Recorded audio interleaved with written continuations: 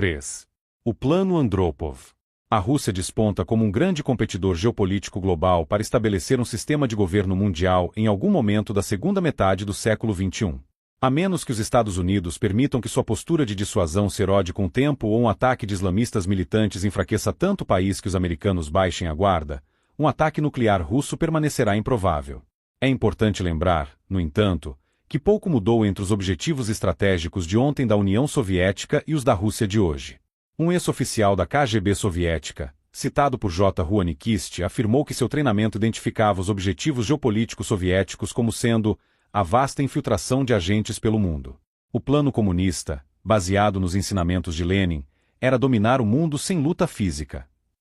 Nikist citou desertores da Guerra Fria dizendo que os objetivos soviéticos eram extinguir o capitalismo e socializar, marxizar os Estados Unidos, separar a Europa da América, derrotar os Estados Unidos com uma estratégia superior respaldada por propaganda e desinformação, e reconciliar-se com a China para desenvolver uma estratégia de tesoura. O Plano Andropov, posto em prática por Mikhail Gorbachev em 1988, manteve esses objetivos, mas inverteu a estratégia geopolítica russo-soviética de um marxismo-leninismo aberto e confronto com o Ocidente para a abordagem furtiva de Antônio Gramsci, baseada em cooperação e promoção de uma transformação cultural silenciosa nos países capitalistas.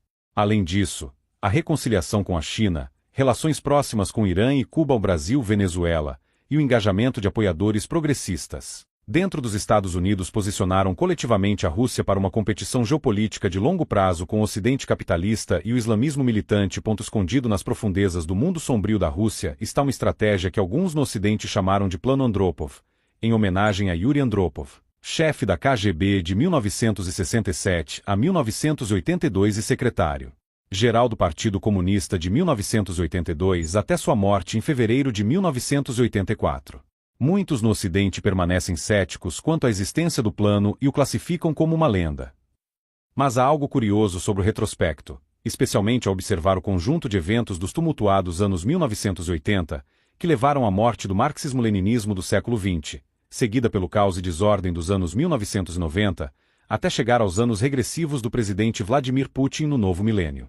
Uma multitude de novos fatos tornou-se evidente a partir dos escritos de numerosos jornalistas, pesquisadores e comentaristas da cena mundial desde a implosão da União Soviética. Coletivamente, quando suas perspectivas são integradas às iniciativas de glasnost, abertura, e perestroika, reestruturação, do presidente do Partido Comunista, Mikhail Gorbachev, no final dos anos 1980, fica bastante evidente que algum tipo de plano estava em vigor e que a KGB desempenhou um papel político central na execução de uma ampla gama de operações secretas necessárias para implementá-lo. Como o Plano Andropov nasceu sob o véu de grande sigilo, as ações secretas que o colocaram em movimento foram envoltas em um mundo sombrio de engano e desinformação. A enorme magnitude da mudança na estratégia de engano de longo alcance russo-soviética torna essa uma história difícil de contar. No entanto, ao comparar o arcabouço estratégico do Plano Andropov com pontos-chave de uma suposta nova estratégia de desinformação, fatos antigos, vistos à luz de novas evidências, permitem uma interpretação histórica informada. Os memorandos do ex-oficial da KGB Anatoly Golitsyn para a CIA nos anos 1980 detalharam a ousada transformação da grande estratégia da Rússia soviética, projetada para promover uma convergência do Ocidente capitalista com o leste comunista nos termos soviéticos e a criação de um governo mundial socialista como solução para a corrida armamentista e o confronto nuclear. As advertências de Golitsyn, no entanto, foram amplamente ignoradas por analistas da CIA e varridas para debaixo do tapete como desinformação inútil. A evolução das ideias iniciais enraizadas na grande estratégia russa atual para alcançar poder e influência globais começou ainda nos anos 1950 e 1960. Enquanto buscavam deixar os anos de Stalin para trás, tornou-se óbvio para os líderes soviéticos que, apesar de seus avanços industriais e militares substanciais, as economias ocidentais eventualmente superariam sua economia problemática e frustrariam a realização dos objetivos globais do Kremlin. Algo precisava ceder. Uma nova grande estratégia era necessária. Com uma ousadia característica do caráter russo, a estratégia desenvolvida durante os anos de Khrushchev e Brezhnev nas décadas de 1960 e 1970 delineou uma abordagem que envolvia um enorme realinhamento dos sistemas político e econômico dentro da União Soviética para fortalecer sua competição de longo prazo com o Ocidente. Yuri Andropov exerceu uma influência poderosa nas políticas internas e externas da União Soviética. Mestre na duplicidade e marxista-leninista convicto, ele era obcecado pela supressão de dissidências dentro da URSS e da Europa Oriental. A rapidez com que o governo comunista em Budapeste foi derrubado na Revolta Húngara de 1956 o perseguiu por toda a vida. A lição que aprendeu foi que a resposta a tais situações precisava ser rápida e dura, por meio do uso da força militar. Muitos especialistas na União Soviética da Guerra Fria consideravam Andropov o político soviético mais duro e astuto desde Stalin. Ele falava um inglês razoavelmente bom com sotaque americano, era bem educado, sofisticado e preferia o uísque escocês à vodka. Andropov ascendeu ao topo ao longo de várias décadas com o apoio de figuras políticas influentes do partido. Ele exerceu uma considerável influência sobre o sistema de governo durante esse período e foi um conselheiro de confiança de Leonid Brezhnev durante o período de estagnação nas décadas de 1960 e 1970. Andropov foi chefe da KGB de 1967 até novembro de 1982, quando, após a morte de Brezhnev, tornou-se secretário-geral do Partido Comunista. Brezhnev legou dois grandes problemas ao novo líder do partido: uma economia em frangalhos, que ficava cada vez mais atrás do Ocidente, e uma corrupção sistêmica em todo o sistema de governo socialista soviético. Essas fraquezas forçaram o Bloco do Leste a recorrer repetidamente a bancos ocidentais para assistência. No final de 1981, o Leste devia cerca de 80,7 bilhões de dólares a bancos ocidentais, incluindo 9,5 bilhões de dólares apenas da União Soviética. Ao mesmo tempo, o Leste disfarçava o desemprego galopante, já que, ideologicamente, o sistema socialista supostamente operava com pleno emprego. Indivíduos sem trabalho eram considerados pessoalmente culpados de parasitismo social, e muitos eram enviados a campos de trabalho forçado, mais de 23 mil apenas na Polônia em 1983. Uma das primeiras medidas de Andropov como chefe da KGB foi restaurar o Comitê para a Segurança do Estado, KGB, ao status de serviço de inteligência mais temido do mundo e uma agência de controle interno notoriamente eficaz. Harold Kinfield, chefe da seção soviética britânica e agente da KGB, buscou refúgio em Moscou em 1963, após 3 décadas de espionagem bem-sucedida para o Kremlin. Philby e Andropov se deram bem e trabalharam juntos para fortalecer a KGB. A pedido de Philby, Andropov empenhou-se em melhorar a educação e a qualidade dos oficiais da KGB, uma medida que traria grandes resultados nos anos seguintes. Juntos, o inglês e o russo desenvolveram operativos da KGB que se sentiam socialmente à vontade nos mais altos níveis da diplomacia, negócios e sociedade em todo o mundo. A saúde de Andropov deteriorou-se logo após ele assumir o poder de Brezhnev, mas seu foco permaneceu na economia em dificuldades e na corrupção entre os oficiais do partido e do governo. Sem respostas prontas para os problemas que afligiam o sistema econômico socialista, Andropov recorreu a Mikhail Gorbachev e a um amigo de longa data e protegido, Georgy Arbatov, diretor do então novo Instituto dos Estados Unidos. Arbatov era considerado o principal especialista soviético nos Estados Unidos, e Andropov vinha cultivando Gorbachev desde 1971 para se tornar uma estrela em ascensão na hierarquia do partido. Como Andropov, Gorbachev era um marxista-leninista dedicado e abraçava o lema de Lenin: um passo à frente, 2 passos atrás, ou recuar temporariamente enquanto se perseguem objetivos de longo prazo que forneciam direção ideológica para o desenvolvimento do que ficou conhecido por alguns como o Plano Andropov.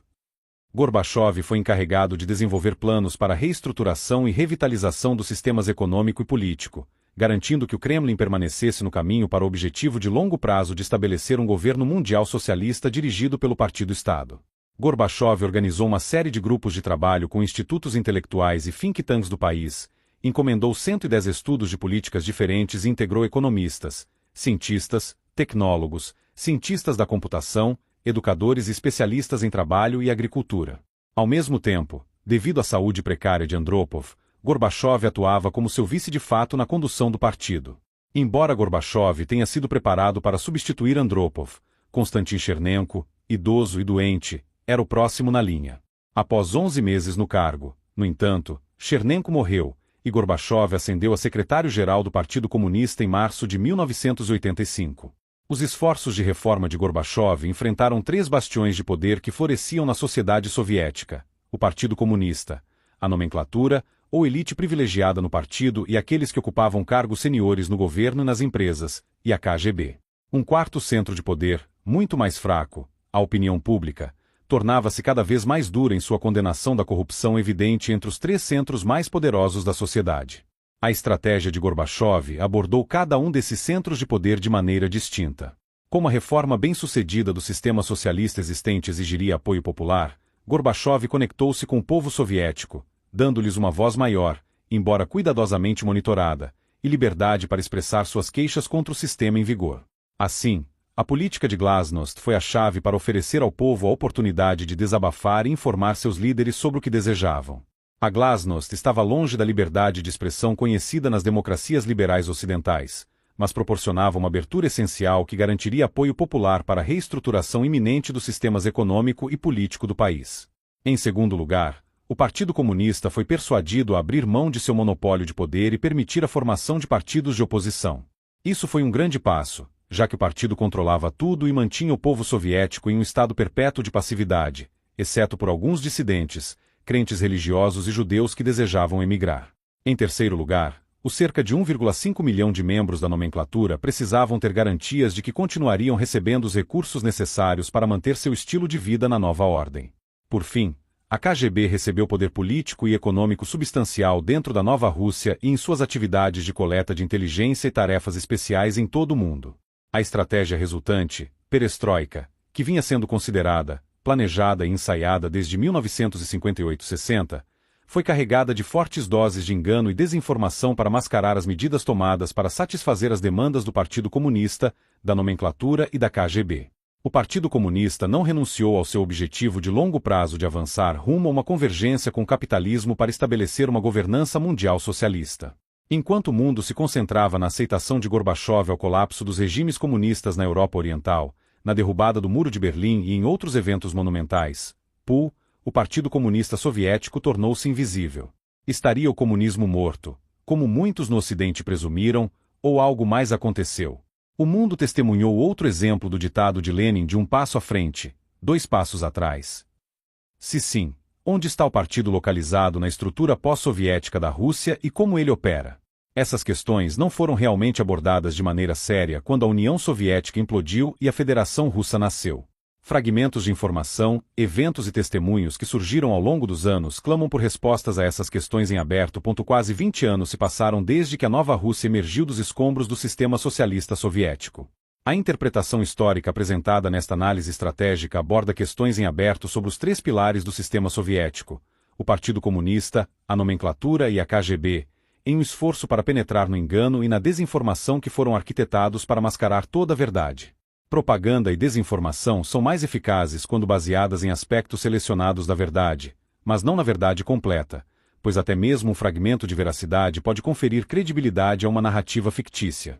No entanto, quando evidências contraditórias começam a se acumular ao longo dos anos, pode-se obter maior insight sobre o que realmente ocorreu na Rússia soviética há 20 anos e durante as 2 décadas seguintes. É um caminho tortuoso, mas vale a pena percorrê-lo. Engano e desinformação. O ex-major da KGB Anatoly Golitsyn desertou para o Ocidente em dezembro de 1961 e começou a relatar aos interrogadores da CIA os detalhes de uma nova estratégia de engano global de longo alcance da União Soviética. Na época, ele disse que o plano estava nos estágios iniciais de desenvolvimento. O objetivo da estratégia era criar as condições necessárias para a convergência do leste e do ocidente no estabelecimento de um governo mundial socialista. Engano e desinformação eram as principais medidas a serem usadas para alcançar esses objetivos. Aos olhos soviéticos, a desinformação é uma ferramenta de longo alcance que cria imagens na mente de outros que guiarão seu comportamento em relação à Rússia soviética. Como as sombras na parede da caverna de Platão, essas imagens tornam-se realidade para os observadores, que resistirão em mudar suas percepções manipuladas. A desinformação vai além de simplesmente disseminar dados falsos por meio da mídia e agentes de influência. Propaganda. Para a Rússia soviética, as operações de influência eram mais sobre controle mental, inspiradas nos escritos marxistas revisionistas do comunista italiano Antonio Gramsci, do que simplesmente moldar a opinião pública. As operações de desinformação da KGB são progressivas. Elas são projetadas para enganar não o povo trabalhador, mas seus inimigos, os círculos dominantes do capitalismo, para induzi-los a agir de certa forma ou abster-se de ações contrárias aos interesses da URSS. Elas promovem paz e progresso social, servem à distensão internacional, são humanas, criando as condições para a nobre luta pelo futuro brilhante da humanidade. A nova estratégia soviética, identificada por Golitsyn e posteriormente conhecida por alguns no Ocidente como o Plano Andropov, inspirou-se fortemente na experiência da nova política econômica, NEP, de Lenin nos anos 1920. Com a União Soviética enfrentando um colapso social total em 1921, Vladimir Lenin e seus aliados usaram o engano em grande escala para incentivar o Ocidente a socorrer a URSS em crise. A nova política econômica tinha um significado diferente para o Ocidente e para a Rússia soviética. Para atrair o anzol do lucro, o Kremlin ofereceu concessões a empresas ocidentais na indústria soviética, reorganizou suas indústrias em trustes que operavam com fins lucrativos e convidou ocidentais a abrir novos negócios na Rússia soviética. Para os soviéticos, a NEP significava recuperação econômica, expansão do comércio exterior, atração de capital e expertise estrangeiros, reconhecimento diplomático por governos ocidentais e, ao mesmo tempo, promoção de uma revolução comunista mundial. Lenin acreditava que essa política agressiva só seria eficaz se acompanhada por um programa de engano e desinformação bem concebido e executado. Com a indústria soviética em ruínas, a agricultura em crise, revoltas camponesas, movimentos separatistas e o povo russo à beira de uma revolta, a desinformação era essencial para ocultar do Ocidente a dimensão completa das crises internas. Quando Stalin encerrou a NEP em 1929, a Rússia soviética havia conquistado uma série de ganhos. Indústria, agricultura e comércio melhoraram drasticamente. A Rússia também atraiu grandes créditos do Ocidente, e novas tecnologias e equipamentos foram introduzidos no país. Empresas ocidentais construíram fábricas essenciais, e, com assistência americana, britânica, alemã e tcheca, as bases para as indústrias pesada e militar soviéticas foram estabelecidas. Além disso, os camponeses foram apaziguados, partidos políticos liquidados, a independência das igrejas eliminada e movimentos nacionais esmagados. O Serviço de Segurança intensificou controles sociais eficazes. Partidos comunistas ao redor do mundo aumentaram sua influência em sindicatos e parlamentos, e 12 novos partidos comunistas juntaram-se à Internacional Comunista, Cominter, totalizando 46. Ao encerrar a NEP e convocar uma ofensiva socialista em todas as frentes, Stalin cancelou as concessões para indústrias estrangeiras e empresas privadas na Rússia soviética, confiscou propriedades privadas, coletivizou a agricultura e intensificou a repressão política. Por meio de engano e desinformação, os soviéticos cumpriram a promessa de Lenin de criar as condições necessárias para que o Ocidente capitalista se tornasse seu próprio coveiro. Apesar de Golitsyn ter entregue a estrutura básica do Plano Andropov às agências de inteligência ocidentais, principalmente a CIA e a inteligência britânica, suas alegações foram amplamente desacreditadas. Ele foi acusado de tecer teorias conspiratórias absurdas sobre as futuras ações do Kremlin. Ele afirmou, por exemplo, que a ruptura sino-soviética dos anos 1960 era uma desinformação projetada para enganar o Ocidente e que a Primavera de Praga de 1968 era uma operação de engano da KGB. O maior apoiador de Golitsyn na CIA foi James Angleton, o lendário chefe do setor de contra-inteligência da agência. Mas Golitsyn persistiu em contar histórias extravagantes, como a de que o primeiro-ministro britânico Harold Wilson era um agente da KGB. Mais tarde, descobriu-se que ele não estava tão errado sobre um espião soviético posicionado nos altos escalões do governo britânico, mas não era Wilson, e sim Kim Philby, que servia como agente da KGB no topo da inteligência de Londres. Ao prejudicar sua própria credibilidade, Golitsyn comprometeu seus próprios relatórios à CIA sobre o desenvolvimento de uma estratégia global de engano soviética em grande escala. A divisão de análise soviética da CIA simplesmente rejeitou as alegações de Golitsyn. Um analista disse a este autor que Golitsyn é louco, não acredite em uma palavra do que ele diz. Foi um mau conselho, pois a história das últimas 2 décadas validou o alerta de Golitsyn. Ao não separar fato de ficção e permitir que respostas emocionais à personalidade irritante de Golitsyn predominassem, o FBI também não se impressionou com seu comportamento. Sam Papish, o interrogador de Golitsyn no FBI, foi citado por Mark Heiblin dizendo que o desertor era um bastardo brilhante e arrogante. Ele até tentou nos fazer perguntas para melhorar sua base de conhecimento. O problema com essa rejeição em massa de tudo que Golitsyn dizia é que suas muitas previsões tinham uma curiosa maneira de se provarem corretas com o tempo. Eles erraram. Em 1994, Mark Heiblin avaliou as previsões de Golitsyn em seu livro de 1984, New Lies for Old. Ele constatou que, das 194 previsões expressas no livro, 139 foram cumpridas até 1993, 46 eram não falsificáveis naquele momento e 9 estavam claramente erradas. Ainda assim, os críticos se acumularam, focando no pequeno número de previsões falsas de Golitsyn e não lhe dando crédito por uma taxa de acurácia de 94%. Alguns foram além, dizendo que sua análise desafiava a credulidade e o acusaram de ser um defensor demente de teorias cósmicas. Teorias extravagantes ou não, parece que ninguém se deu ao trabalho de separar o joio do trigo nos memorandos de Golitsyn à CIA.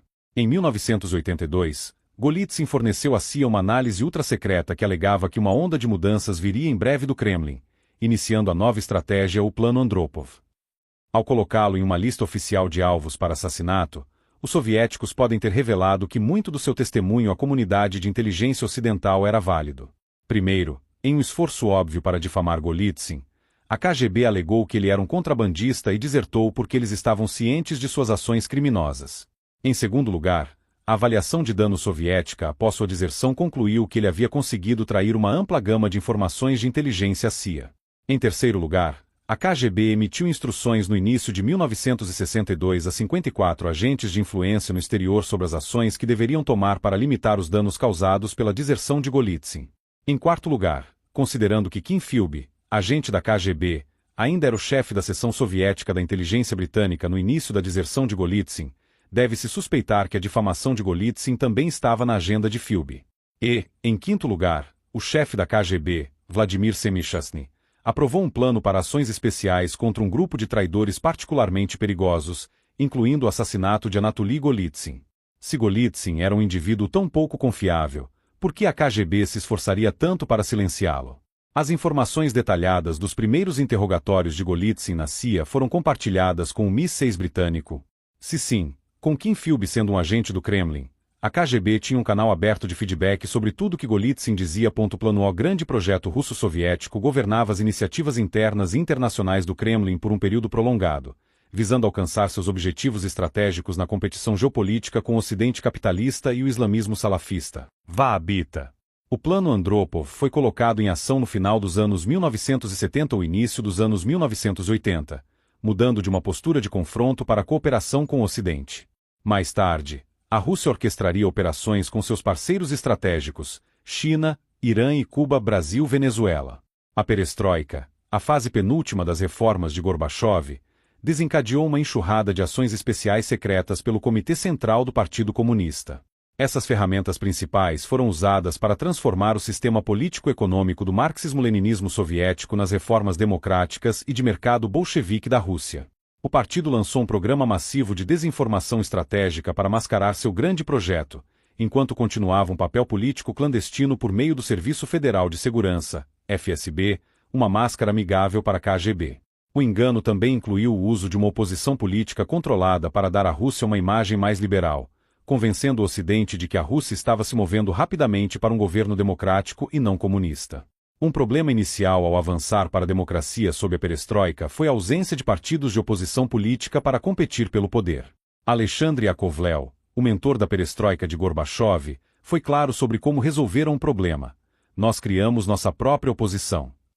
Como não havia ninguém pronto para entrar na disputa política, a origem da oposição da era Gorbachev foi fabricada pelo Partido Comunista. Os acadêmicos americanos Peter Redava e Dmitry Glinsky descobriram que um papel indispensável nesse processo foi atribuído à máquina do Partido de Moscou, a partir de dezembro de 1985, presidida por Boris Yeltsin. Golitsyn argumentou que a perestroika incluiria a implementação de uma oposição política controlada vestida com trajes democráticos e anticomunistas.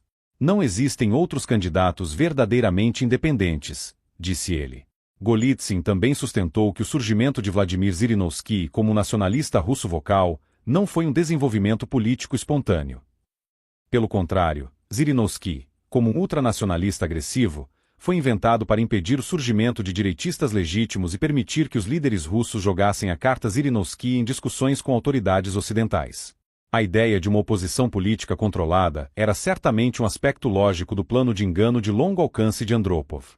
Também era consistente com os planos de contingência da KGB preparados durante o período de emergência para conter a turbulência política prevista durante a transição para um governo democrático e uma economia de mercado livre. Christopher Story, editor britânico de The Perestroika Deception de Golitsyn, explicou como uma estratégia russa-chave para reformular a forma como o Ocidente via a Rússia baseava-se nas ideias expressas pelo comunista italiano Antonio Gramsci na década de 1930.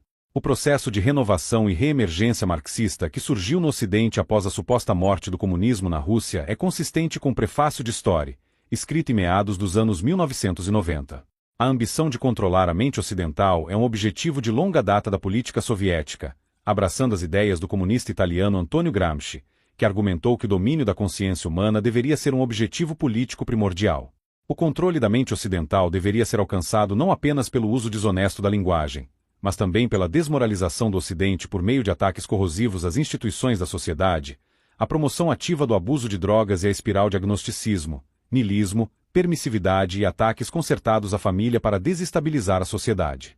A religião e a hegemonia cultural e moral tradicional devem ser destruídas antes que a revolução possa ser bem-sucedida. Quando Benito Mussolini tomou o poder na Itália em 1922, encerrando o governo do rei Vítor Emanuel III, Antonio Gramsci, então presidente do Partido Comunista Italiano, ficou surpreso que os trabalhadores italianos explorados não aproveitassem a situação para se rebelar contra seus exploradores capitalistas em uma revolução proletária massiva.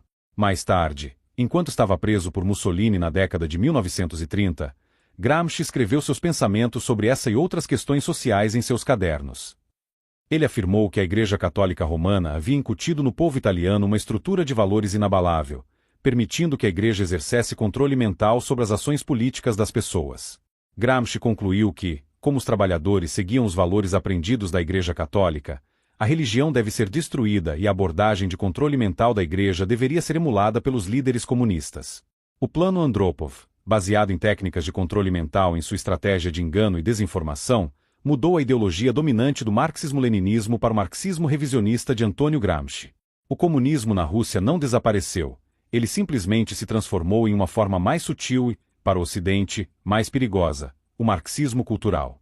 A suposição de que a atual guerra cultural nos Estados Unidos simplesmente aconteceu não se sustenta quando examinada com cuidado.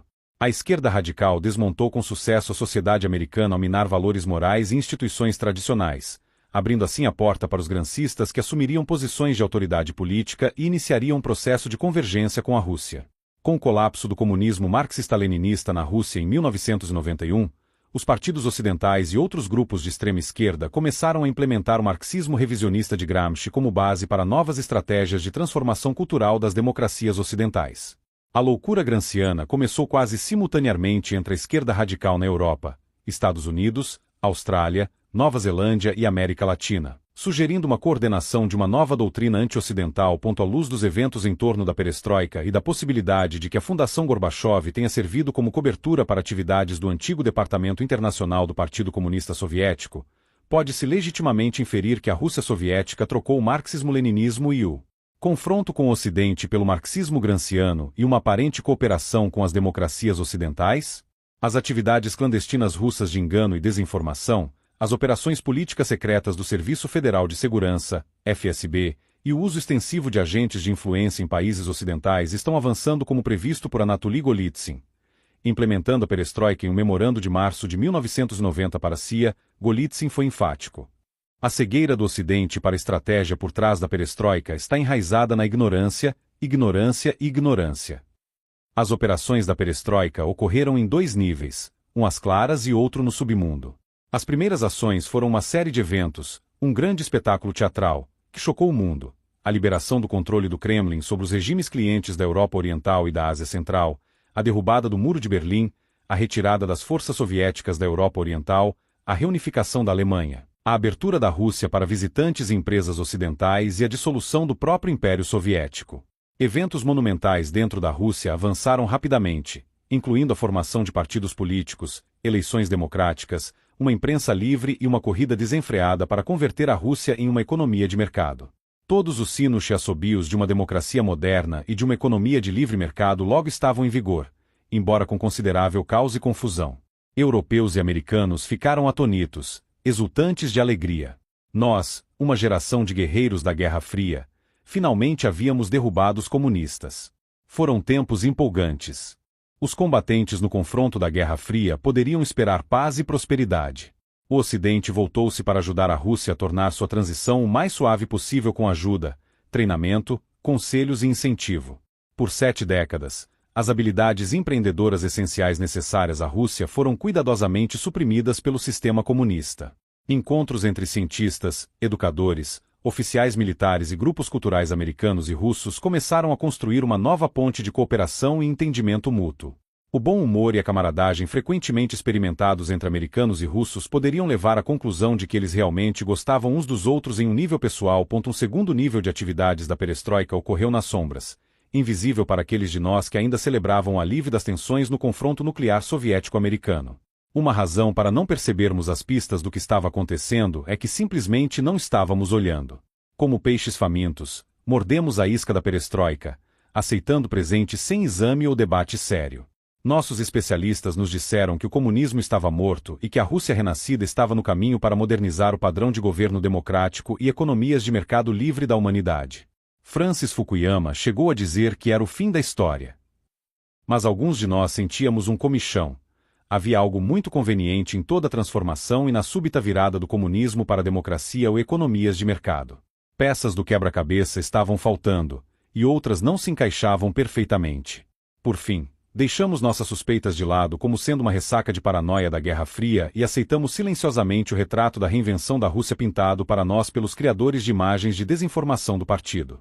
No submundo da perestroika russa, no entanto, a KGB operava em ritmo acelerado para transferir o tesouro do partido, e tudo que pudesse ser saqueado do Estado soviético, para fora do país e para o Ocidente, onde os recursos financeiros poderiam ser investidos para uso por elementos residuais do Departamento Internacional do agora invisível Partido Comunista. Enquanto alguns homens da KGB saíam pela porta dos fundos para o Ocidente, outros marchavam pela porta da frente para posições de destaque em grandes indústrias soviéticas, a fim de aproveitar a privatização prevista pelo Plano Andropov. Yuri Andropov havia feito provisões para esses movimentos clandestinos estratégicos durante a perestroika, enviando vários oficiais da KGB para o Ocidente no final dos anos 1970 para aprender os segredos do capitalismo e das operações com fins lucrativos. Segundo o Maldon Institute, os oficiais altamente confiáveis da KGB deveriam adquirir novas experiências e desenvolver novas habilidades. Ao retornar, os homens da KGB relataram sobre seus investimentos e ajudaram a desenvolver um novo kit de ferramentas de habilidades para uso por oficiais de inteligência em futuros investimentos no Ocidente. Essa preparação para o que ocorreria mais tarde sob o rótulo de perestroika, guiada por Mikhail Gorbachev, estava quase certamente na agenda inicial de Andropov, assim como um líder democrático, como o papel desempenhado por Boris Yeltsin na década de 1990. Os resultados seriam uma década de fluxo de fundos do Ocidente, transferência de habilidades econômicas, arranjos cooperativos, investimentos diretos e transferência de novas tecnologias que tiraram a economia soviética do suporte vital. Fica bastante claro, com 20 anos de retrospectiva, que o modelo para o Plano Andropov foi inspirado na nova política econômica, NEP, de Lenin, que impulsionou com sucesso a economia da Rússia nos anos 1920, apenas para ser seguida pelos duros anos do governo totalitário de Joseph Stalin, ou um exemplo da estratégia de Lenin de um passo à frente, 2 passos atrás. No final dos anos 1980, o Partido Comunista utilizou os recursos financeiros do Estado soviético como se fossem seus próprios. O partido também controlava bilhões de dólares em propriedades e investimentos. Todos esses ativos estavam disponíveis para proteger cerca de 1,5 milhão de membros da nomenclatura, ou elite do partido, enquanto passavam pela porta giratória que levou à morte da União Soviética e ao nascimento da Federação Russa e da Comunidade dos Estados Independentes, CEI. Segundo Stephen Andelman, correspondente estrangeiro veterano e ex-chefe do escritório de Moscou do Toronto Star, o Comitê Central preparou uma lista secreta de nomes dos membros mais dignos do partido. Sua posição na lista era seu passaporte pessoal para nomeações especiais, incluindo altos cargos governamentais, embaixadores e outras posições sêniores. A nomenclatura constituía um clube privado de indivíduos cuja lealdade ao partido superava qualquer outra obrigação, explicou Andelman. Um passo crucial na implementação do Plano Andropov foi tomado em uma sessão plenária do Comitê Central do Partido Comunista. Por iniciativa de Mikhail Gorbachev, secretário-geral do Comitê Central, em uma reunião em 5 de fevereiro de 1990, o partido votou pela revogação do artigo 6 da Constituição Soviética. O principal impacto, segundo Andelman, foi a eliminação do direito do partido de apropriar-se de verbas governamentais para financiar operações internacionais do partido e da KGB. De acordo com documentos dos arquivos do partido que Andelman conseguiu revisar, essa decisão parece ter sido o gatilho que levou à transferência silenciosa de fundos do partido para contas bancárias secretas e empresas fora da Rússia. Vários bancos do partido também serviram como lavanderias de dinheiro para enormes depósitos em dólares provenientes de traficantes de drogas colombianos e panamenhos. O dinheiro das drogas era convertido de dólares para rublos e, em seguida, reconvertido em dólares em troca de comissões consideráveis. Outra manobra financeira envolveu o dinheiro resultante da venda de propriedades militares soviéticas na Alemanha Oriental em rublos soviéticos, que foram convertidos em marcos da Alemanha Oriental. Posteriormente, foram trocados por marcos da Alemanha Ocidental no momento da reunificação das duas Alemanhas. O partido, descobriu Andelman, obteve lucros enormes. Nos meses imediatamente anteriores e durante a perestroika, o Banco de Comércio Exterior de Moscou transferiu bilhões de dólares para bancos e empresas comerciais fictícios no Ocidente. A maior parte do dinheiro foi para a Grécia, Chipre, Itália e Portugal. Outro aspecto do conjunto de ferramentas de geração de dinheiro da KGB foi exercido por meio de remessas de petróleo, metal e madeira para empresas patrocinadas pela KGB no exterior. As matérias-primas eram compradas por uma fração de seu valor de venda. Quando os recursos eram vendidos a preços de mercado mundial, o lucro resultante ia para o tesouro secreto do partido. As reservas de ouro soviéticas somavam 1.300 toneladas, cerca de 30 bilhões de dólares, no início dos anos 1980. Uma vez que a perestroika foi colocada em ação, cerca de 1.000 toneladas foram vendidas. Enquanto isso, as reservas de câmbio da União Soviética caíram de cerca de 15 bilhões de dólares quando Gorbachev assumiu o cargo em 1985 para apenas $1 bilhão. Mais evidências do Plano Andropov são mostradas em um memorando descoberto por Paul Klebnikov. O coronel da KGB Leonid Veselovsky, da primeira diretoria principal, enviou um memorando secreto a Nikolai Krushina, responsável pelas propriedades do Comitê Central do Partido Comunista. O memorando de Veselovsky instava Krushina a apoiar a criação de uma rede de bancos e empresas comerciais cativas, tanto na Rússia quanto no exterior, para coletar bilhões de dólares de fundos governamentais durante o período de emergência e mantê-los para a nomenclatura comunista até que um momento mais propício chegasse. Um insight adicional sobre o plano está na citação de Klebnikov do memorando de Veselovsky. Os lucros acumulados no tesouro do partido e não refletidos nos relatórios financeiros podem ser usados para comprar ações de várias empresas, companhias e bancos. Por um lado, isso criará uma fonte de receita estável, independentemente do que possa acontecer com o partido. Por outro lado, essas ações podem ser vendidas nas bolsas de valores a qualquer momento, e o capital transferido para outras esferas, permitindo que o partido mantenha sua participação anônima e ainda retenha o controle.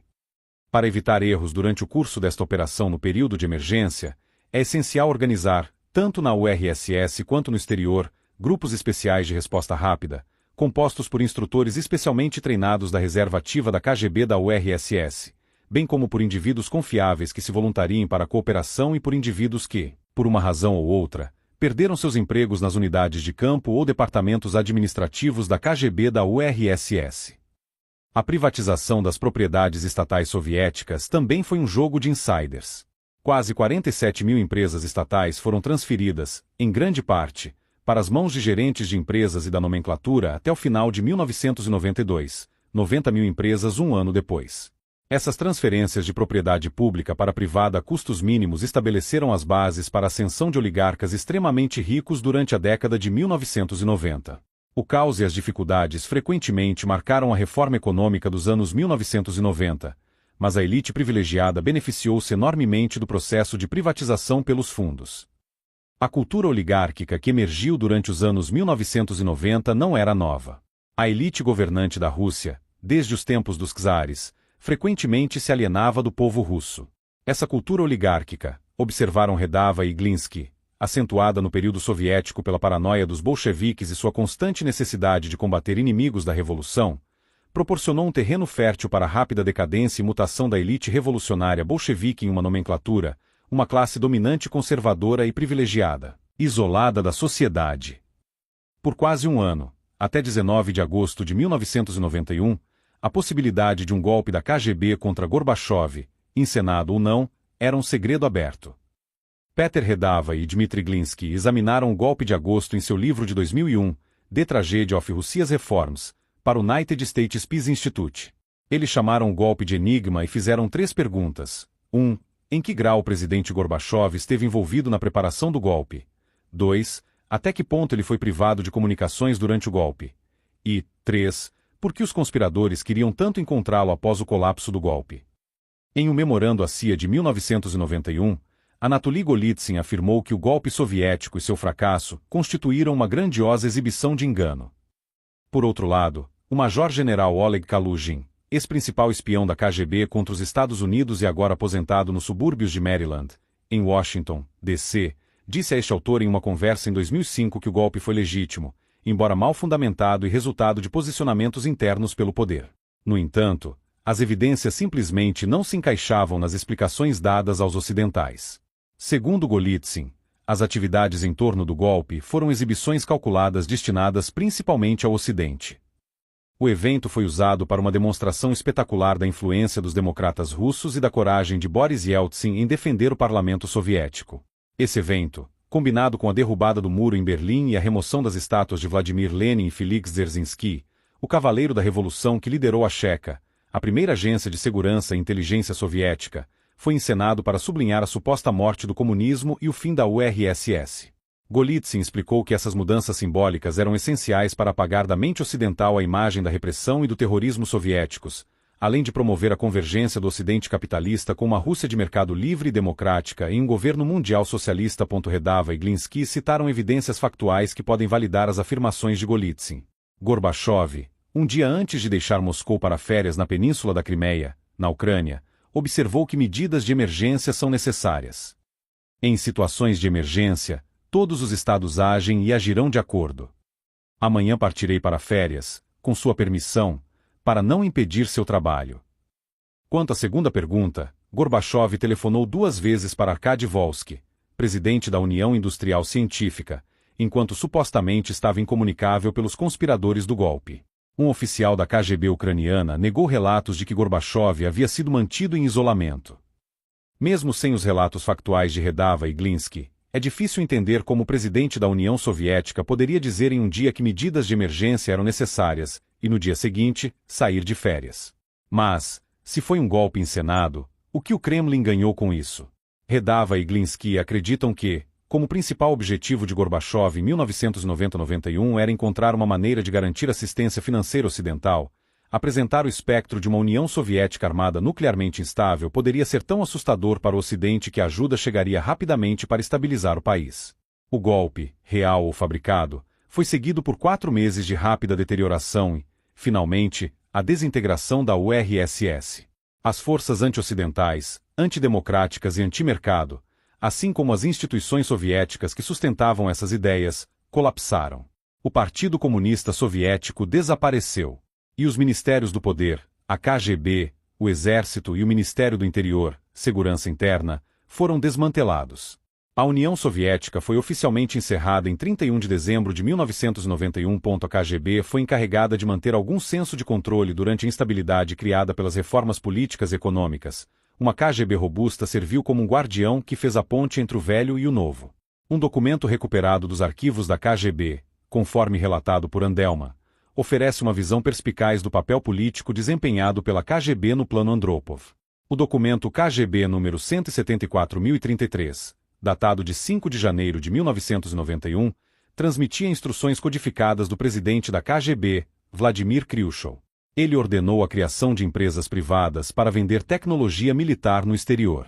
Diante da turbulência doméstica em torno da transição de um sistema comunista para um capitalismo ao estilo ocidental, Khrushchev também delineou 3 objetivos estratégicos.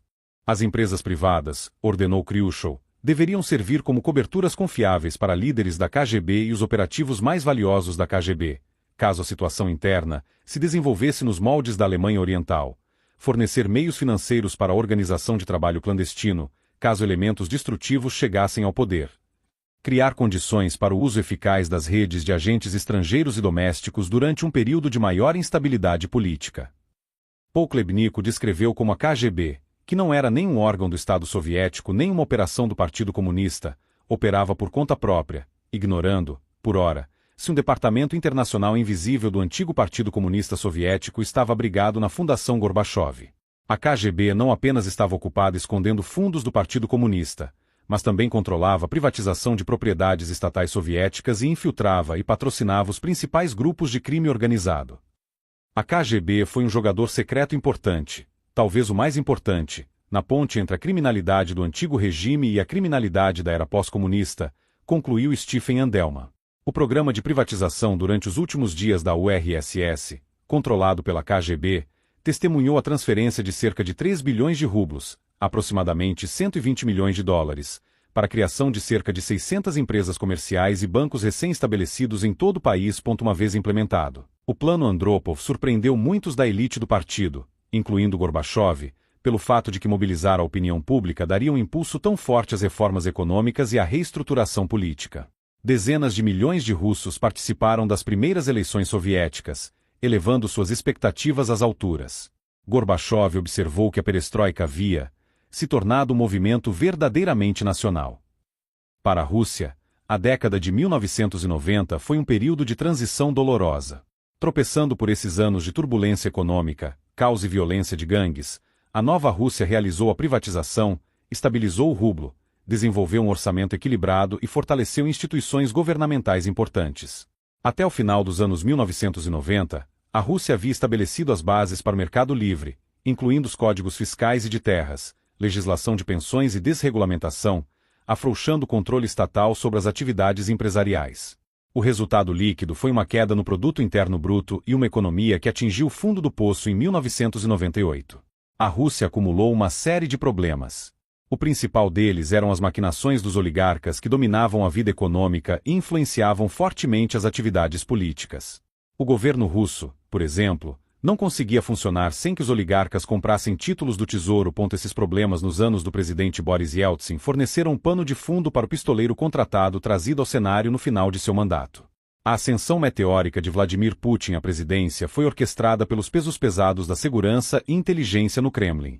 Primeiro, Putin foi nomeado em 1998 como chefe do Serviço Federal de Segurança, FSB. Em setembro de 1999, uma série de atentados destruiu 4 edifícios residenciais, matando mais de 300 pessoas. Os resultados sangrentos foram transmitidos por todo o país, inflamando um senso popular de indignação.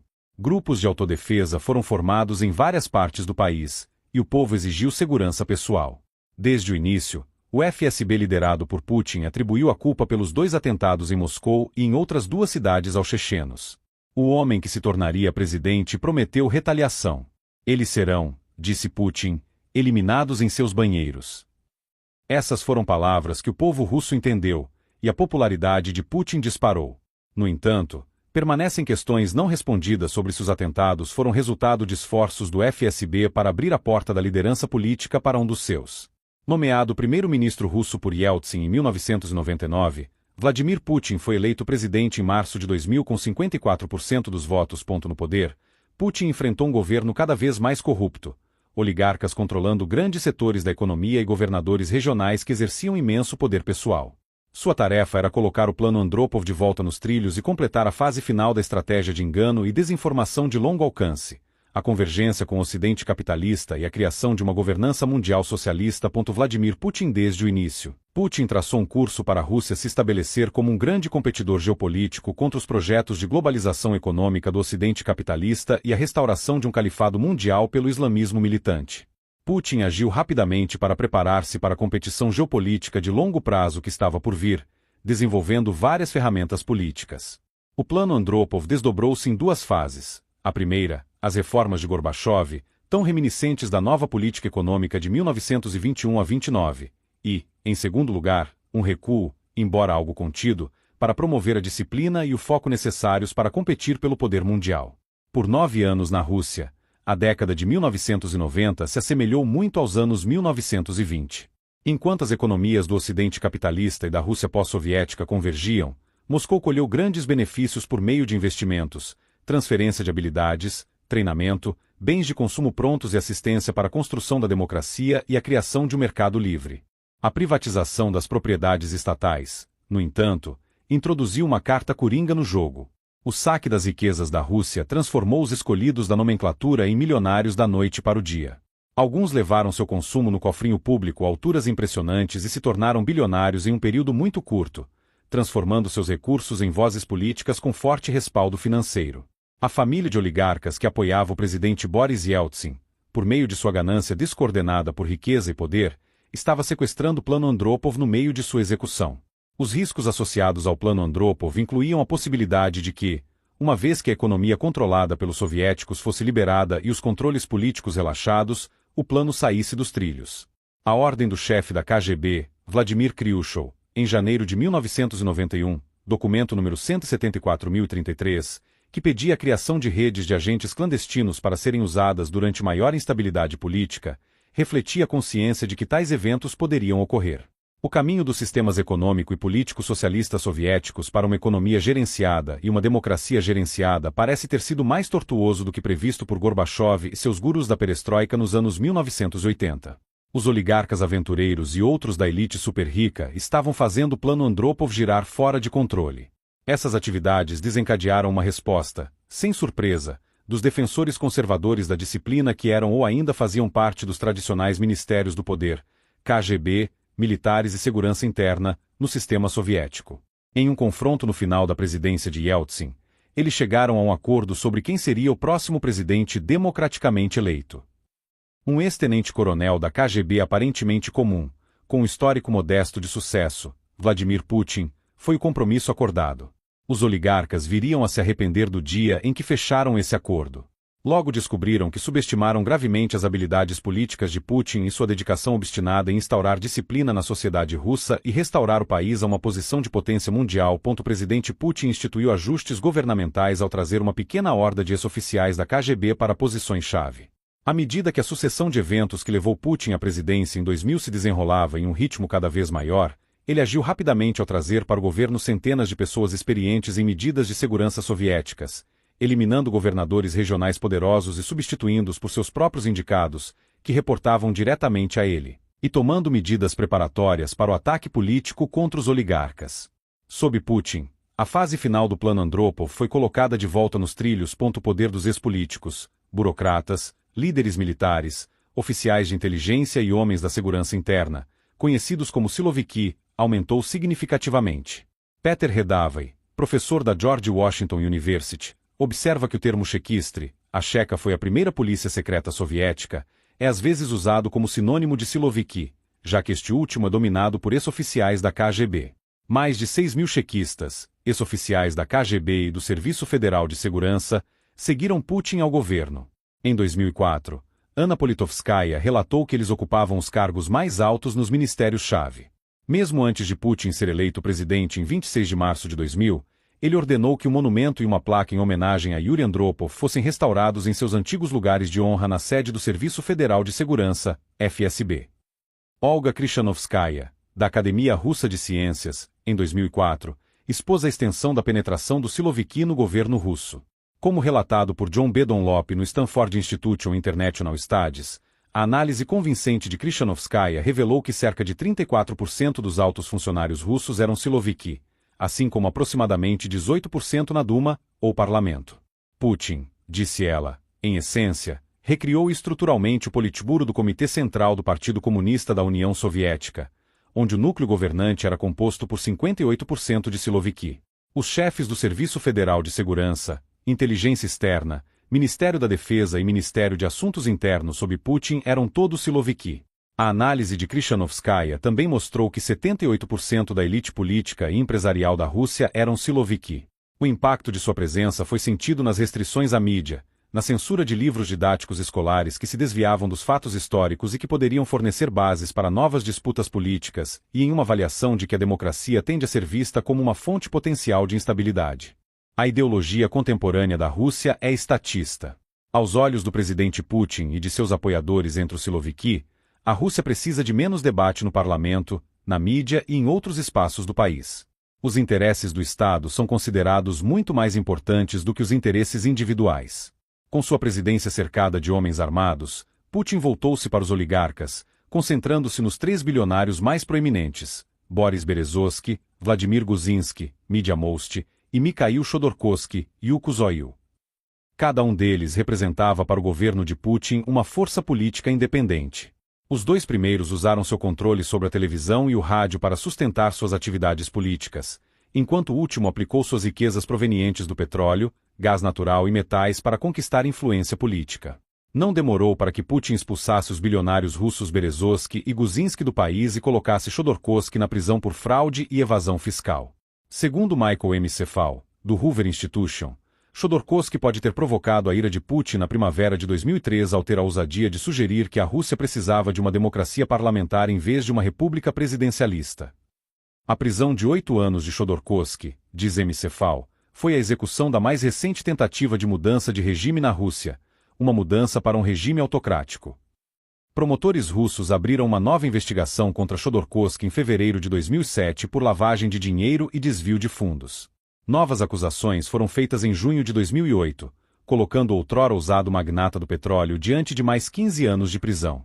Boris Berezovsky, um dos magnatas exilados em Londres, acusou Putin de tramar seu assassinato e pediu a derrubada não violenta do governo russo.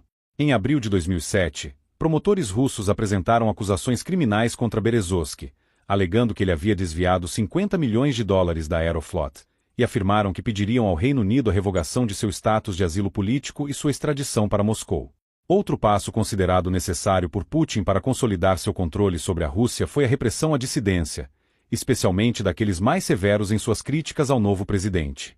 13 jornalistas e escritores críticos de Putin foram assassinados em circunstâncias misteriosas, e outros deixaram o país em autoexílio.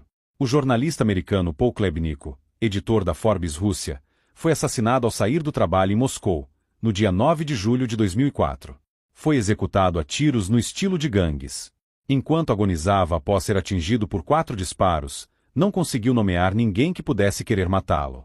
Alguns especularam que ele poderia ter feito poucos amigos na Chechênia por conta de seus apelos publicados aos europeus para protegerem a civilização cristã contra o extremismo islâmico. Outros acreditavam que os serviços de segurança russos poderiam ter achado que ele sabia demais. Seu livro Godfather of the Kremlin, publicado em 2000, trazia muitos detalhes sobre as atividades secretas da KGB durante a perestroika, o que pode ter sido suficiente para que sua morte fosse ordenada. Antes de ser assassinada em seu apartamento em outubro de 2006, Anna Politkovskaya lamentava sinceramente o que acreditava ser um retorno aos antigos métodos soviéticos. Como os tchequistas se consolidaram no poder, nós deixamos que vissem nosso medo, e assim apenas intensificamos o impulso deles de nos tratar como gado. A KGB só respeita os fortes. Os fracos ela devora. Nós, mais do que ninguém, deveríamos saber disso.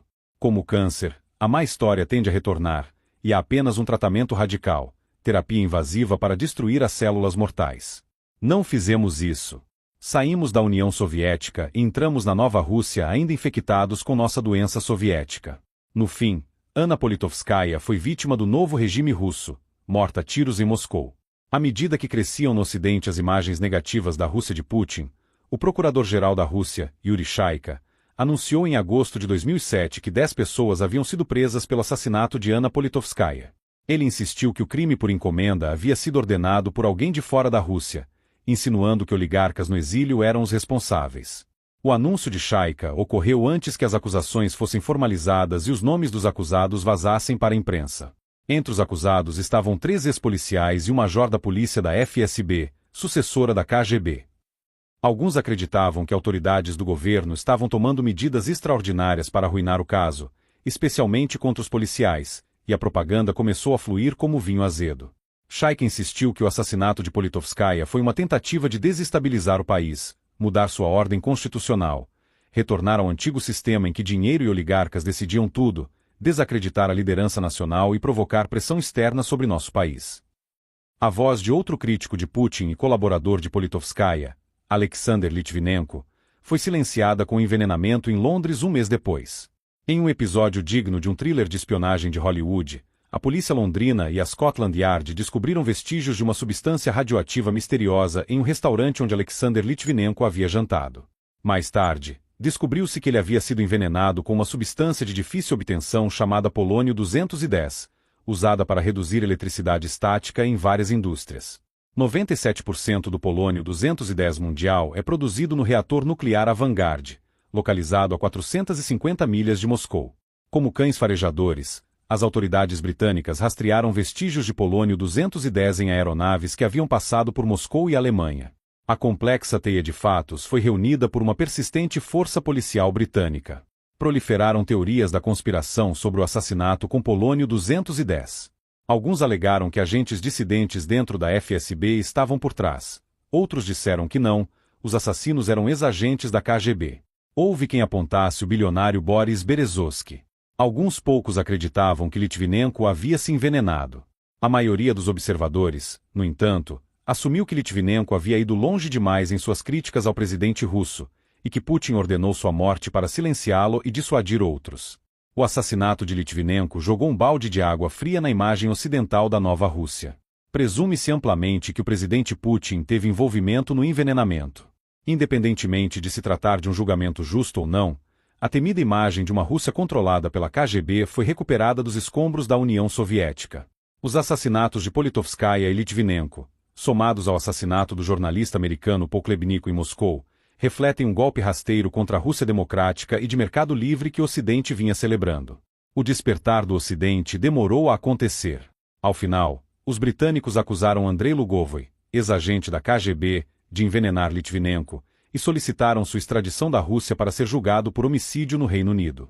A Rússia recusou o pedido de Londres, citando sua Constituição, que proíbe a extradição de cidadãos russos para outros países. Os britânicos responderam expulsando 3 diplomatas russos, e a Rússia retrucou ordenando o retorno de 3 diplomatas britânicos de Moscou. O impasse Londres-Moscou deixou o caso Litvinenko sem resolução. Andrei Lugovoy foi eleito para a Duma Estatal, o parlamento russo, em dezembro de 2007, pelo Partido de Orientação Nacionalista Radical que geralmente apoia as políticas do Kremlin. Em retrospecto, esses eventos não deveriam causar surpresa. O Plano Andropov desmontou a União Soviética, tornou o Partido Comunista invisível e deixou a KGB de pé com um novo papel político.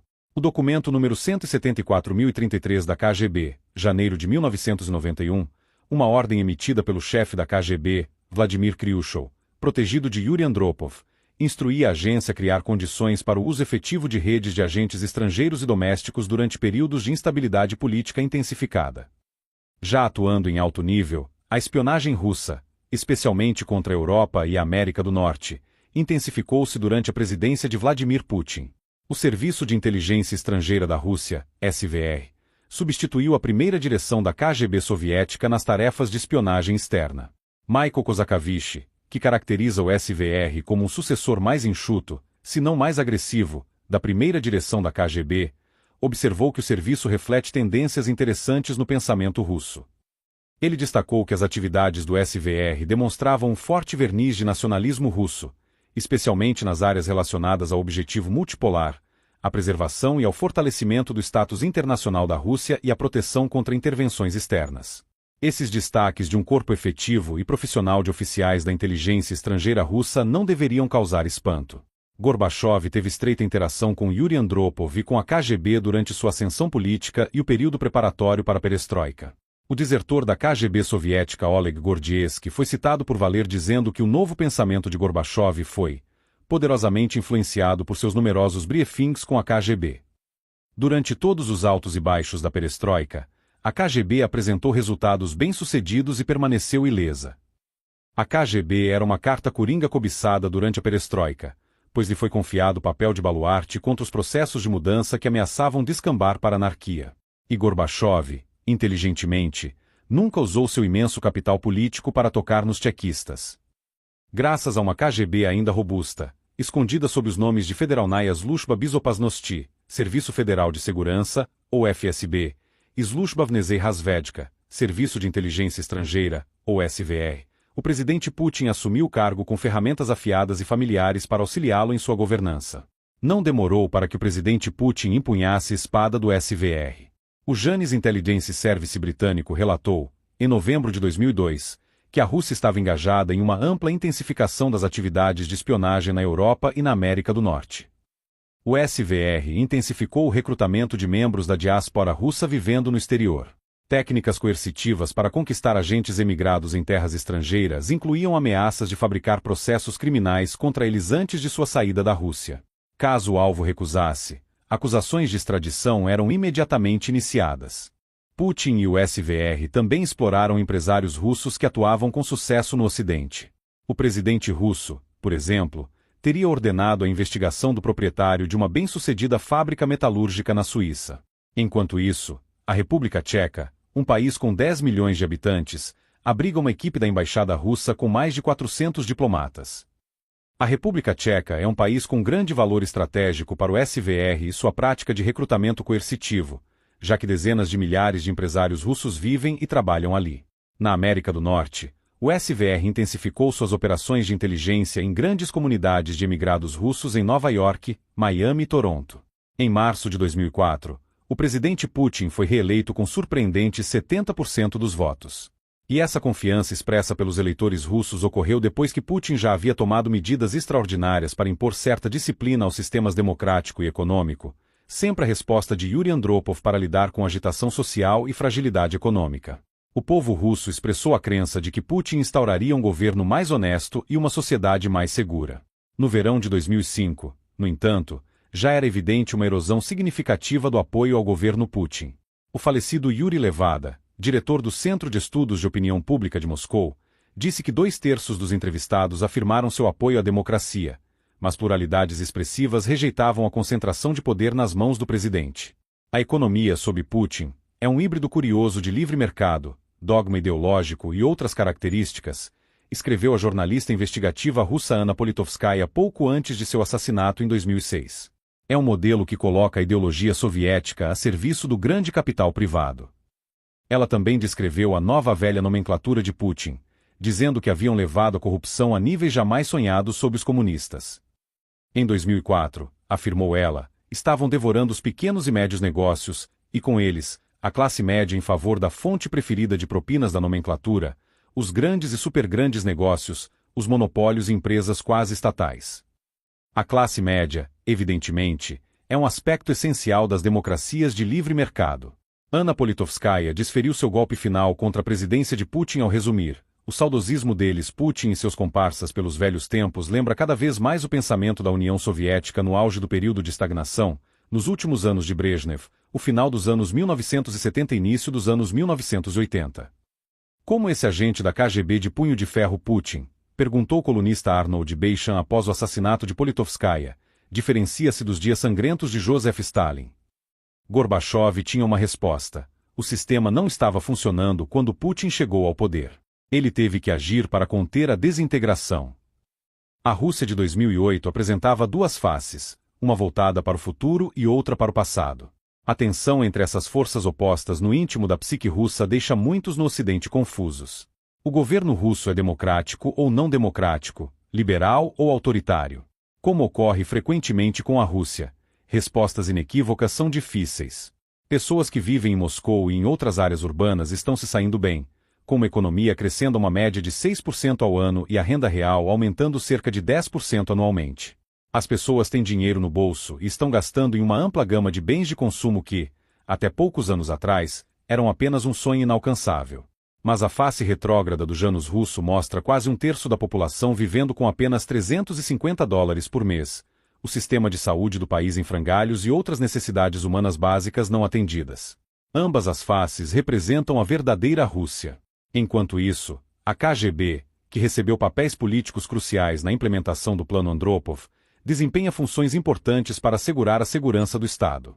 Yevgeny Albats, jornalista investigativa russa citada por Fred Weir no The Christian Science Monitor, descreveu a situação contemporânea da seguinte forma: o Kremlin construiu um sistema no qual um homem, Putin, é responsável por tudo. A KGB está no poder neste país, o homem deles é o presidente, e eles conduzem seus assuntos como nos tempos soviéticos. Em uma série de passos que lembram o fechamento da nova política econômica por Stalin em 1929, o presidente Putin moveu-se para esmagar todos os desafiantes independentes ao seu governo unipessoal. Com os 3 grandes oligarcas fora de cena e os restantes super-ricos intimidados à obediência, Putin voltou-se contra qualquer área independente ainda existente na sociedade russa. Os partidos políticos foram emasculados, os empresários aprenderam a jogar de acordo com as regras do sempre ganho de Putin, e a maioria dos grupos da sociedade civil modificou seu comportamento para se adequar ao modelo exigido pelo Kremlin. A fase final do Plano Andropov parecia estar bem encaminhada em 2008. A comunidade empresarial adaptou-se à realidade de pagar seus impostos em silêncio para manter o governo hipertrofiado do Siloviki funcionando, e contribuía com dólares suaves para esquemas de proteção conduzidos pelos homens de poder de Putin. As empresas que cooperavam eram protegidas da concorrência estrangeira e de regulações rigorosas. Enquanto o governo Putin se esforçava para combater a corrupção, as empresas favorecidas, como a gigante energética Gazprom, dirigida por aliados de Putin que desviaram cerca de $20 bilhões da companhia durante o primeiro mandato presidencial, recebiam tratamento especial. A promessa do presidente Putin de gerenciar a democracia também produziu frutos autoritários. Seguindo os passos de seu herói Yuri Andropov, Putin acredita que a maioria dos problemas pode ser resolvida com disciplina imposta à maneira de um ditador. Quando Garry Kasparov, o lendário campeão russo de xadrez, tentou aplicar suas habilidades estratégicas para organizar uma oposição integrada ao governo do Siloviki, o Kremlin agiu com firmeza. Kasparov tentou unir os grupos de oposição fragmentados da Rússia para que falassem com uma só voz. Quando cerca de 4.000 membros do movimento A Outra Rússia se reuniram na Praça do Triunfo, em Moscou, a poucos passos do Kremlin, para expressar sua insatisfação com as políticas de Putin, foram recebidos por forças policiais e militares que superavam amplamente os manifestantes em número. Ocorreram diversos confrontos, e até 600 pessoas foram presas. A polícia também havia invadido os escritórios de Kasparov alguns dias antes da manifestação, apreendendo o que chamaram de literatura extremista. Isto não é o monstro geopolítico dos tempos soviéticos, disse Kasparov. Trata-se apenas de dinheiro. O governo é um negócio. É sobre a Gazprom, é sobre a Rosneft. Putin lidera uma elite governante que tem sonhos muito diferentes dos da era soviética. Todos estão pensando na boa vida na Côte d'Azur. Em julho de 2007, o presidente Putin sancionou uma ampliação da definição de atividade criminosa, incluindo ações como calúnia pública contra autoridades públicas e humilhação do orgulho nacional. Andrei Piontowski, um corajoso crítico do presidente russo Vladimir Putin e pesquisador residente no Hudson Institute, em Washington, D.C., viu-se em um tribunal de Moscou, em setembro de 2007, acusado de incitar violência contra a Rússia. Piontowski, matemático e pensador criativo, denunciou as acusações como absurdas e primitivas. Os dois manuais governamentais servem de base para o desenvolvimento de livros didáticos que promovem uma ideologia e visão nacional do povo russo com sua própria identidade nacional, uma espécie de fórmula gramsciana invertida. Ao mesmo tempo, os americanos são culpados por criar novas tensões internacionais. Desde o início da década de 1990, os Estados Unidos tentaram realizar um império global, explica o novo manual do professor. Uma das estratégias dos Estados Unidos foi isolar a Rússia de todas as outras repúblicas soviéticas. Além dos manuais educacionais, 10.000 jovens russos entre 14 e 28 anos, chamados de comissários, a antiga palavra soviética, reuniram-se em um acampamento de verão em julho de 2007 para se prepararem para eliminar os desafios vindos de grupos de oposição ao governo de Putin. A organização pró-Kremlin Nashi aplaude o presidente Putin e é dedicada a restaurar o status da Rússia como superpotência. A visão de futuro prevê uma vasta rede com praticamente toda a juventude russa como membros da Nashi. O slogan dos novos comissários é que haja democracia soberana, ou seja, uma democracia sem influência ocidental. A organização já cresceu rapidamente, com ramificações na maioria das 85 regiões da Rússia. No acampamento de verão, os jovens russos combinam patriotismo com autodesenvolvimento, tudo muito semelhante ao antigo Komsomol soviético. A ideia é canalizar a energia e o entusiasmo da juventude russa a serviço do Estado. Autoridades do Kremlin frequentemente discursam em eventos da Nashi, incluindo o próprio presidente Putin em julho de 2007. Os esforços do Kremlin para fazer o relógio retroceder, como a comparação de Putin entre os Estados Unidos e o Terceiro Reich, estão dando resultado. Uma pesquisa feita no verão de 2007 com 1.802 russos entre 16 e 29 anos é reveladora, pois essa geração Putin representa o futuro político e econômico da Rússia. A maioria da juventude russa via os Estados Unidos como inimigo público número 1. Quase 80% acreditavam que os Estados Unidos estavam tentando impor seus padrões a outros países, 75% achavam que Washington oferecia ajuda para interferir em outras nações, e 70% concordavam que os Estados Unidos causavam mais mal do que bem. As palavras mais escolhidas entre 5 opções da pesquisa para descrever os Estados Unidos foram inimigo ou rival, 64%. Esse mesmo grupo concordava que Stalin fez mais bem do que mal, 54%, e 63% concordavam com a afirmação de que o colapso da União Soviética foi a maior catástrofe geopolítica do século XX. O governo Putin já preparou a próxima geração de russos para levar adiante o plano Andropov até uma conclusão geopolítica bem-sucedida. O Kremlin traçou as linhas na areia, demarcando a luta pelo futuro governo mundial. A mensagem da propaganda é clara. Ei, Ocidente, não reclamem. Putin impedirá um retorno aos velhos tempos. Essas opiniões, somadas aos assassinatos políticos de Poklebnikov e Anna Politkovskaya em Moscou, e de Alexander Litvinenko em Londres, fazem os anos de 2006 a 2007 parecerem um ponto de inflexão rumo ao retorno dos dias da União Soviética. A grande diferença em 2008, graças ao aumento dos preços da energia, era que a Rússia nadava em dinheiro. O Deutsche Bank estimou que o país teria a quinta maior economia do mundo em 2020, com uma economia de 2 trilhões de dólares já em 2010. O cidadão russo comum, no entanto, estava cada vez mais inquieto com o rumo dos acontecimentos, a tal ponto que muitos sentiam saudade dos dias difíceis, porém previsíveis, da União Soviética. Em dezembro de 2006, as celebrações dos 18 anos de governo do líder soviético Leonid Brezhnev foram amplamente frequentadas e incluíram uma série de exposições, filmes e documentários televisivos. Embora a maioria dos russos falasse positivamente sobre o governo de Brezhnev, havia uma sensação de que algo estava faltando na nova Rússia. O seu era um tempo em que o resto do mundo tratava o Kremlin com respeito. Uma pesquisa do Centro Levada de 2006 mostrou que impressionante 61% dos entrevistados lamentavam a queda da União Soviética. Eles sentiam falta do conforto quase religioso do marxismo-leninismo ou de uma ideologia que pudesse tornar suas dificuldades mais suportáveis. Na ausência de uma ideologia que fornecesse um código de conduta para viver, o povo ficou incerto e inquieto. A pergunta de 64 milhões de rublos em 2007 era quem sucederia o presidente Putin ou, se ele seria sucedido de fato. Tendo cumprido os 2 mandatos permitidos constitucionalmente, Putin anunciou que não concorreria a um terceiro mandato. Então começou a busca por margem de manobra política. Segundo reportagens da imprensa ocidental, a maioria dos russos ficaria muito feliz em ter Vladimir Putin como presidente permanente. Uma variedade de alternativas foi levantada como balões de ensaio. Putin poderia servir como primeiro-ministro com poder sobre um presidente marionete, poderia ir pescar e possivelmente retornar em 2012, ou a Constituição poderia ser alterada. Masha Lipman, uma observadora atenta dos assuntos políticos russos, observou que o público russo não se preocupa mais com a obediência à Constituição do que a elite governante da Rússia. A sucessão de Putin por Putin ocorreu em 2 etapas.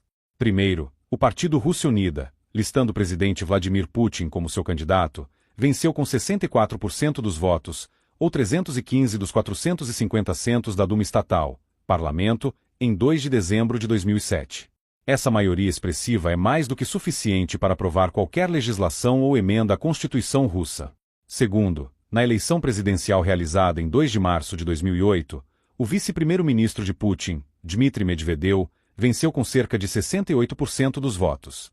Esse passo abriu caminho para que o presidente Medvedev transferisse todos os poderes decisórios significativos para o cargo de primeiro-ministro, novo cargo de Vladimir Putin. Nesse processo, esses passos transformaram o país em uma república parlamentarista. Embora nenhuma dessas manobras se assemelhasse à democracia em ação, todos os indícios mostram que o povo russo não se importa. Eles querem Vladimir Putin no comando. É ele quem os resgatou das dificuldades e privações dos anos 1990, associados ao saque capitalista e à violência de gangues. Putin é creditado com a melhoria da vida de milhões de russos. Após as eleições de março, o presidente eleito Medvedev disse: "Agora poderemos preservar o curso do presidente Putin." O analista político russo Dmitry Orekin foi citado resumindo os fatos da vida política na Rússia da seguinte forma: o parlamento é leal a Putin. Os serviços de segurança são leais a Putin. A mídia de massa é de Putin. Qualquer passo independente de Medvedev será considerado uma declaração de guerra contra a elite atual, e eles revidarão. Superpotência energética. A Rússia possui cerca de 1.700 trilhões de pés cúbicos em reservas de gás natural, mais do que qualquer outro país, e é a maior exportadora mundial desse recurso. As reservas comprovadas de petróleo do país somam entre 60 e 74 bilhões de barris, a maioria localizada na Sibéria Ocidental. A Gazprom, empresa petrolífera controlada pelo governo russo, delineou planos para quadruplicar seu valor de mercado de 251 bilhões de dólares e se tornar a primeira empresa de $1 trilhão do mundo até 2011. Para conduzir sua competição geopolítica contra o Ocidente capitalista e o salafismo vaiabismo, o presidente Putin aproveitou os abundantes recursos de gás natural e petróleo da Rússia, bem como seu tamanho transcontinental e posição central na Eurásia, cruzando o país com gasodutos para abastecer um mundo sedento por energia. Quando os preços do petróleo e do gás natural subiram pouco depois da ascensão de Putin ao poder, o Kremlin passou a ter mais dinheiro para financiar suas operações geopolíticas globais. Além da condução normal dos negócios de venda externa de gás e petróleo, cerca de 200 bilhões de dólares por ano, a Gazprom serve como um instrumento doméstico para encerrar a liberdade de expressão na Rússia e como ferramenta de política externa, usada como alavanca para forçar a convergência da Europa com a Rússia, do Atlântico até os Montes Urais. A Gazprom Media assumiu o controle da última emissora de televisão independente da Rússia depois que Putin fechou suas operações. A empresa de mídia da Gazprom também comprou 2 jornais que antes eram independentes. Enquanto isso, a Gazprom Invest Holdings, braço financeiro da empresa, adquiriu outro jornal e demitiu o editor. O correspondente militar do jornal sofreu uma queda fatal da janela do 3º andar. A convergência entre Europa e Rússia continua sendo uma força motriz essencial para restaurar a Rússia ao seu lar natural como potência europeia. Ainda assim, a Europa continua olhando para a América do Norte em sua identidade transatlântica, em vez de para os Urais. O projeto de convergência idealizado pelos concorrentes geopolíticos do Kremlin deve ser reconhecido como um ataque calculado contra o Ocidente capitalista. A Rússia fornece cerca de metade do gás natural da União Europeia, o que dá a Moscou um poder econômico considerável. Interrupções anteriores no fornecimento de energia à Ucrânia e a Belarus, bem como aos países bálticos, alertaram a Europa sobre sua vulnerabilidade. Mísseis de cruzeiro e um guarda-chuva nuclear podem ter impedido o Exército Vermelho de atravessar a Europa, conclui Irving M. Seuzer, mas eles não são páreo para cortes no fornecimento que podem lançar o Ocidente em recessão econômica e congelar os consumidores. À medida que nuvens de tempestade voltam a se erguer no leste da Europa, o Ocidente capitalista está à deriva. A recusa de americanos e europeus em reconhecer que a festa do pós-Guerra Fria acabou, e sua falha em desenvolver uma estratégia comum diante de uma Rússia energicamente musculosa, é autodestrutiva. O Kremlin reconhece que seus recursos energéticos o colocam em posição de afastar a Europa da Aliança Atlântica, o que colocaria os Estados Unidos em uma posição competitiva substancialmente enfraquecida. Altos funcionários russos e bielorrussos vêm discutindo uma possível fusão entre Rússia e Belarus desde que assinaram um acordo de união em 1996 que previa uma convergência política, econômica e militar estreita. Com a transição de Putin para o cargo de primeiro-ministro concluída, o momento pode ser oportuno para a Rússia fazer ao presidente bielorrusso Alexander Lukashenko uma oferta que ele não possa recusar. Enquanto a Rússia joga um jogo de guerra econômica contra eles, os europeus pouco fazem além de torcer as mãos. O jogo do Kremlin está repleto de chantagem energética e de arranjos financeiros escondidos nas sombras do mundo. Em 2008, Moscou já havia conquistado vitórias ao influenciar as infraestruturas energéticas da Lituânia, Letônia e Estônia, assim como da Geórgia, Ucrânia, Moldávia, Bulgária, Armênia e Grécia. Ao mesmo tempo, a Turquia, detentora de rotas de abastecimento importantes, aproximava suas políticas energéticas das de Moscou. Enquanto isso, a Europa, que não possui uma política energética comum aplicável, não deve esperar competir de forma eficaz com uma Rússia que joga segundo um conjunto diferente de regras, concluiu o embaixador Keith C. Smith, do Center for Strategic and International Studies. A Europa parece hipnotizada pela guerra energética que gira ao seu redor, acrescentou Smith. Os russos são jogadores de xadrez de classe mundial, enquanto os competidores europeus e americanos jogam croquet amador e cavalheiresco. Jogo de sombras ou realidade? Quanto mais se examinam os principais acontecimentos que tiveram lugar na União Soviética e na Rússia nas últimas 2 décadas, mais eles parecem uma repetição da nova política econômica dos anos 1920. Com base nas advertências do desertor da KGB Anatoly Golitsyn, de que o Kremlin estava desenvolvendo uma nova grande estratégia baseada em propaganda e desinformação, a análise revela que algum tipo de plano ou conjunto organizado de ideias guiou a reestruturação das políticas internas e externas soviéticas sob Mikhail Gorbachev. Considerando-se o controle de ferro exercido por Yuri Andropov sobre a União Soviética no início, e o governo autoritário de Vladimir Putin na Rússia ao final da narrativa, tem-se a impressão de que pouco mudou na Rússia soviética. Quanto aos anos entre esses 2 líderes, o panorama se assemelha mais a um grande jogo de sombras projetado na parede da caverna de Platão, sustentando um objetivo estratégico russo de estabelecer, a longo prazo, um sistema de governo mundial único. Assim como Alexis de Tocqueville em seu estudo sobre a democracia na América, outro francês, o Marquês de Custine, após uma viagem de 5 meses pela Rússia, escreveu Rússia em 1839. Na Rússia, o segredo preside sobretudo, a política bizantina dos russos, operando nas sombras, cuidadosamente nos oculta tudo o que é pensado, feito ou temido em seu país. Nós avançamos à plena luz do dia. Eles, sob disfarce, o jogo é desigual. A ignorância em que nos mantém nos cega. Nossa sinceridade os esclarece. Temos a fraqueza da loquacidade. Eles, a força do segredo. Aí está, sobretudo, a fonte de sua astúcia.